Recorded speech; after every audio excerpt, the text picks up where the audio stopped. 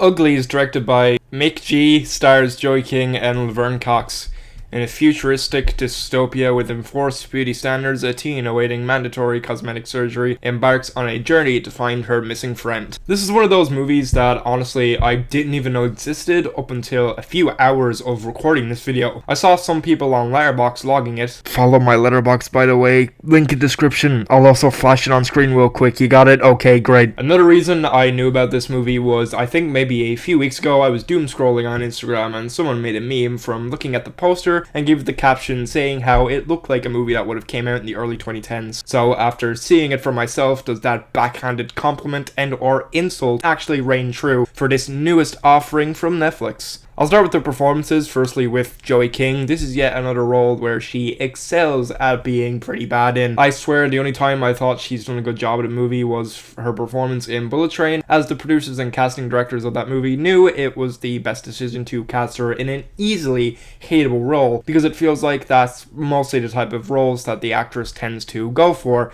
since she's had a range of characters I've never been able to stand for more than 5 minutes in any of the movies she's been in. She doesn't do a whole lot here that makes for a good performance. Whenever she delivers any of her lines, they always feel painfully half-assed. For a majority of the movie, it feels like they were always on the first take, which from watching the whole thing is probably actually the case. However, I can't say that for certain. She ranges from being slightly obnoxious to being pathetically dull, and the screenplay doesn't give her character, and the screenplay given to her character doesn't help that in the slightest. She simply isn't a good protagonist, and I was never able to connect to her character throughout the entire runtime. And before I get people flaming me in the comments, it isn't due to the fact that I'm the opposite gender of her character. It's simply because her character is that dull and unimportant in the overall narrative that I just couldn't engage with her as a protagonist whenever she was on screen, which, with her being the main character, obviously means she would be on screen for a good majority of the runtime. Laverne Cox plays the villain in this movie, and I suppose to an extent she does decently enough with the material she was given. It just doesn't help with the fact that the material she's given is completely garbage. She's here to deliver not only the characters, but to the audience, the most generic, overdone, and boring villain dialogue that we've heard done to death in these types of movies before. She's not insanely threatening, she doesn't do anything that would leave you on the edge of your seat, or dare I say, to even frighten you. I mean, hell, until at least the third act of the movie, her character always sends her minions out to do her bidding for her, and even when she's actually in the action, she isn't put into any actual danger. She just stands around attempting to look menacing, which always fails, as she has this stupid filter on her face which all of the antagonistic characters have in this movie. She didn't do anything to make a compelling argument to have you sympathize with her character. She's basically the exact same as Joey King's character, which is nothing but completely and utterly boring and dull. Keith Powers plays a character by the name of David, who is essentially the leader of a resistance in this movie's universe. He does the best he can here, but I won't give the guy too much credit, as he suffers from the same type of acting that pretty much everyone else suffers from in this movie, and it doesn't help that the material everyone has to work with is just nothing but shit. He does a serviceable enough job at acting in a leadership role to a believable extent, and pulls off an extent of charm to where you understand why people would want to form a group with this guy. When he's in action scenes, we have another instance of believability to where he's able to pull off these scenes well, and you can tell that his character is probably to an extent experienced in combat, but everything about him is just done enough to barely pass a watchable performance, and I think this is severely worn down by the terrible direction he and basically everyone else in this movie is given. As I mentioned at the start of this video, this movie is directed by Mick G, MCG, however you say it, but if you don't know this guy's name, he's known for making such movies as The Babysitter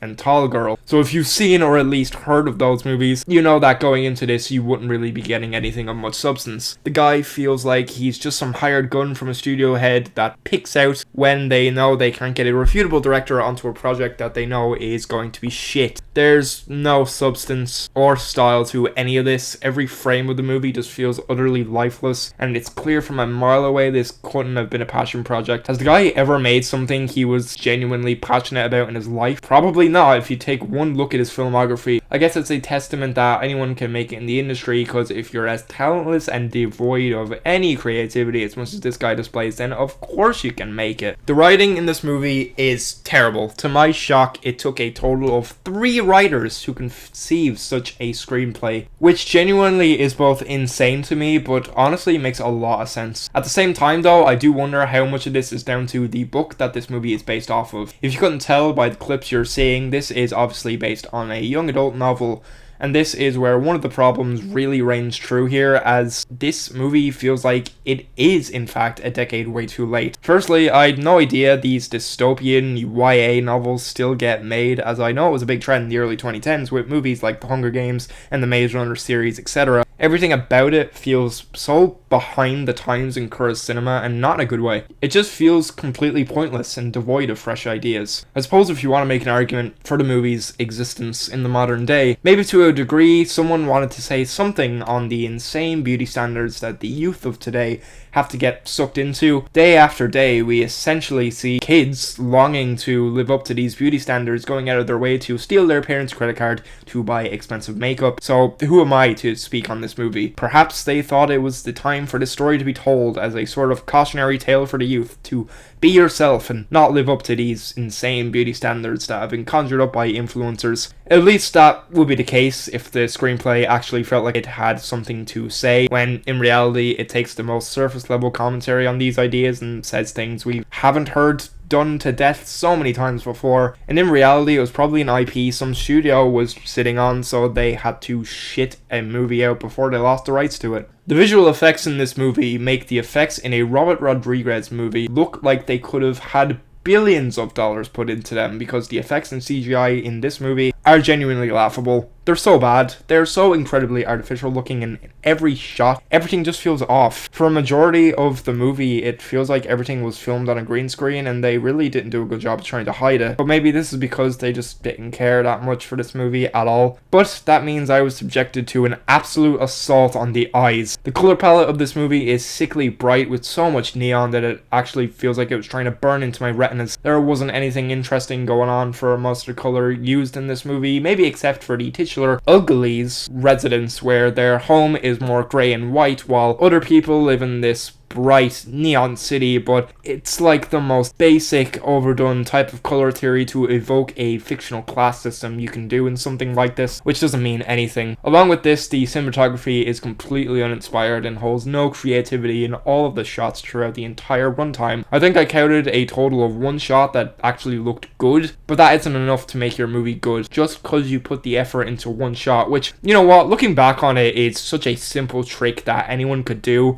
and doesn't take that much effort to do at all, which pretty much sums up this entire dogshit movie. Overall, I really didn't like this. I pretty much hated everything about it. I was going into this thinking maybe it could have been a fun time to laugh at, as when the movie starts, the first 10 minutes at least genuinely feels like the movie could have been satire of the YA genre. As I wasn't aware it was based on a YA novel, I was assuming it just looked that way, as maybe for a second it was going to be some dumb parody of the genre. But what I got instead was a lifeless shell of an oversaturated genre that I'm pretty sure no one asked to get made anymore. Sure, it had its heyday back in the early 2010s, but is anyone really clamoring for these types of movies to get made now? Especially when the leftovers showcase stories that are borderline redundant and just dull to watch from start to finish. I honestly think these types of movies just shouldn't get made anymore. Maybe they're just not for me, but I look at these movies and they hold nothing of value. I'm giving Uglies half a star. This is a poorly acted, terribly written, uninspired, awful looking piece of shit that does nothing but disrespect the viewer that watches this. It delves into themes that on paper could work in an overall better narrative, but seems to constantly be hypocritical about these themes in service for superficial ideas in the plot. It's one of those movies that has gone one ear and out the other, as I'll give it a week, and I guarantee I'm not going to remember anything about this by that point. If you're scrolling on Netflix and you see the poster for Uglies, be sure to skip right on by, because while at first glance the streaming site might not have that much better quality to offer, I promise you there are better movies you can spend your time watching than this one.